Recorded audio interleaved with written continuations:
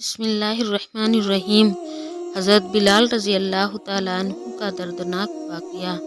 آج ہم حضرت بلال رضی اللہ تعالیٰ عنہ کا واقعہ جاننے والے ہیں، جسے پڑھ کر آپ کے آنکھوں سے آنسو آ جائیں گے۔ اس واقعے کو ضرور پڑھیں۔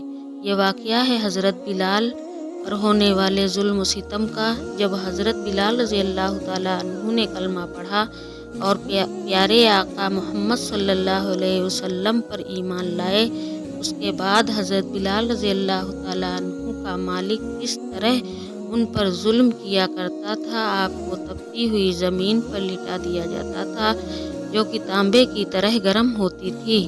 اس کے بعد آپ کے اوپر ایک بڑا سا پتھر رکھ دیا جاتا تھا اور جس طرح سے آپ کے پیروں میں رسی ڈال کر مکہ کی گلیوں میں گھمایا جاتا تھا۔ پورا واقعہ پڑھ کر آپ کی آنکھوں سے آنسو آ جائیں گے۔ گزارش ہے اس واقعے کو پورا ضرور پڑھیں اور اسے غور اور لوگوں تک پہنچائیں۔ ایک رات اللہ کے نبی حضرت محمد مصطفیٰ صلی اللہ علیہ وسلم مکہ شہر کی ایک گلی سے گزر رہے تھے۔ تبھی آپ نے ایک گھر سے کسی آدمی کی رونے کی آواز سنی۔ آواز میں اتنا درد تھا کہ آپ اس شخص کے پاس جانے سے خود کو روک نہیں پائے۔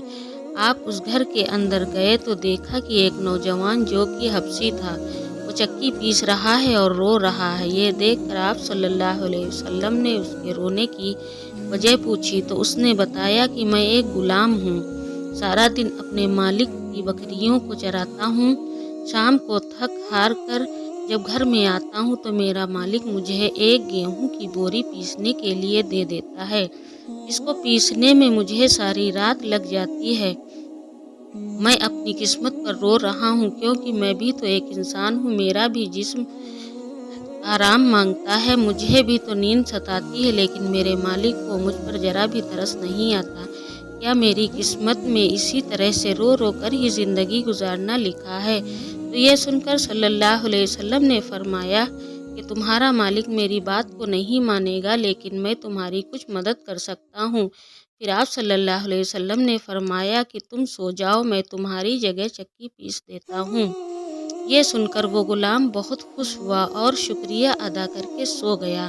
پھر آپ صلی اللہ علیہ وسلم رات بھر جاگ کر اس غلام کے بدلے چکی پیستے رہے۔ دوسرے دن پھر آپ نے ایسا ہی کیا۔ اسی طرح سے آپ نے کچھ دنوں تک اس غلام کی جگہ خود چکی پیستے تھے، رات بھر چکی پیستے اور صبح آپ اپنے گھر کو چلے جاتے۔ اس کے بعد ایک رات جب آپ اس غلام کے پاس پہنچے تو غلام نے پوچھا کہ آپ کون ہو اور میرا آپ اتنا خیال کیوں رکھ رہے ہو؟ ہم غلاموں میں نہ تو کسی کو کوئی ڈر ہے اور نہ ہی کوئی فائدہ۔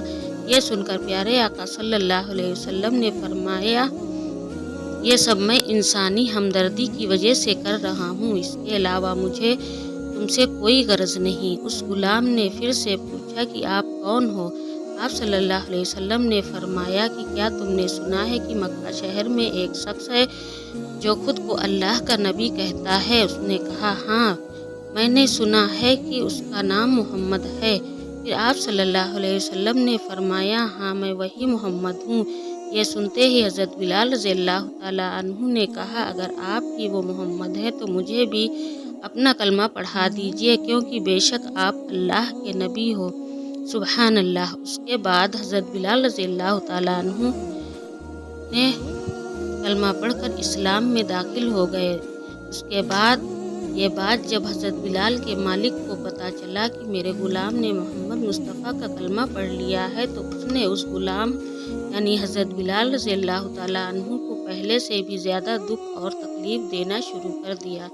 حضرت عصار بن صادق رضی اللہ تعالیٰ عنہ کہتے ہیں کہ میں رہنے والا تو مدینے کا تھا، لیکن ایک بار جب میں مکہ گیا تو دیکھا کہ ایک کالے رنگ کے شخص کو کھجور کی رسی میں کچھ لوگوں نے باندھ رکھا ہے اور مکہ کی گلیوں میں اسے گھسیٹ رہے ہیں۔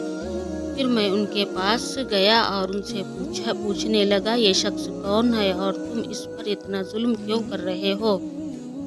اس کا نام بلال ہے، یہ کھاتا ہمارا ہے اور کلمہ مصطفیٰ کا پڑھتا ہے، ہم اس کو مصطفیٰ سے دور کرنا چاہتے ہیں۔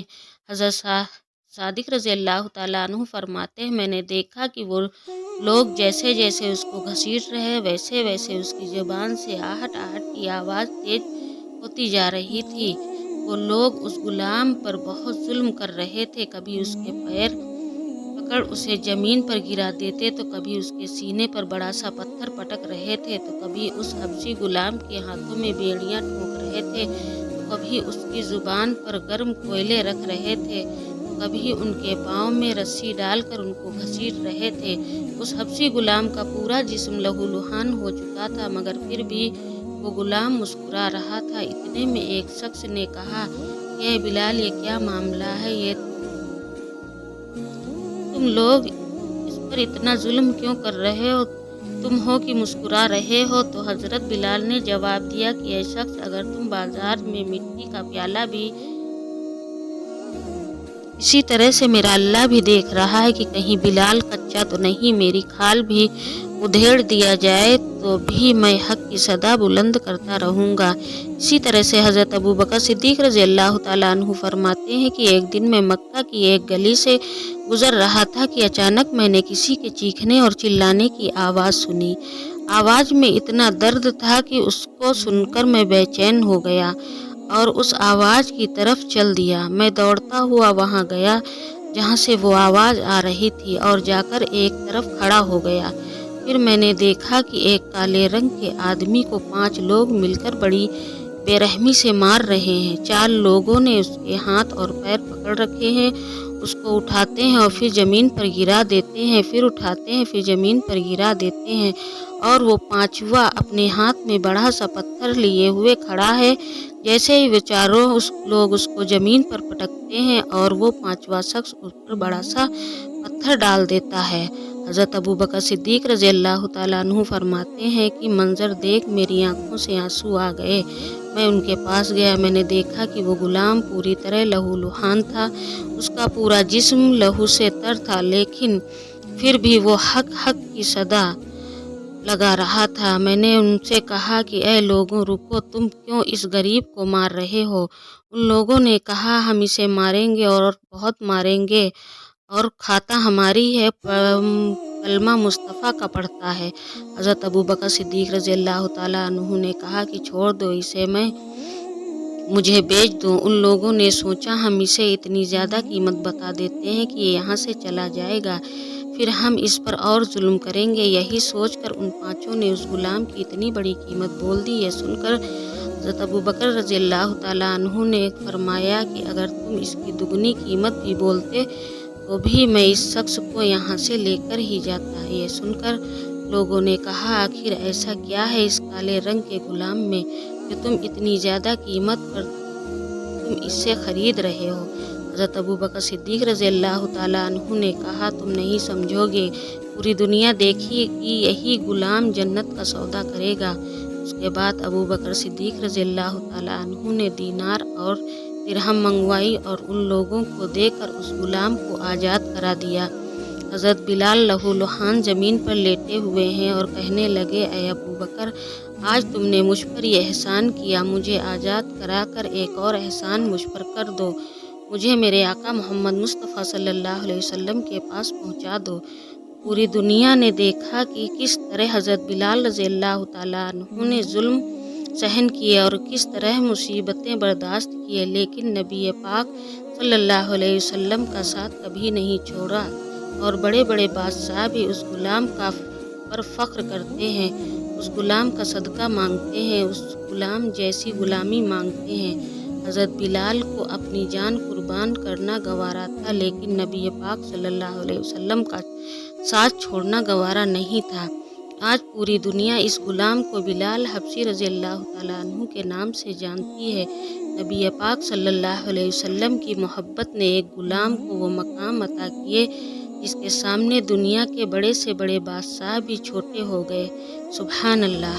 اللہ تعالیٰ کی بارگاہ میں دعا ہے اللہ ہمیں حضرت بلال رضی اللہ تعالیٰ عنہ سے سچی محبت کرنے کی توفیق دے اور سچا عاشق نبی بننے کی توفیق دے، آمین۔